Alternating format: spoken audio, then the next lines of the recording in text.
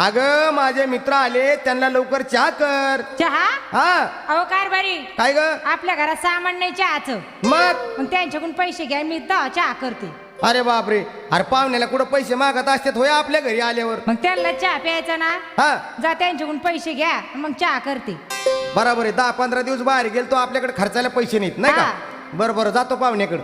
पाहुण्या हो मोहनराव, अहो काय सांगायचं, 10-12 दिवस बाहेर होतो, पैसा नाही पाणी नाही.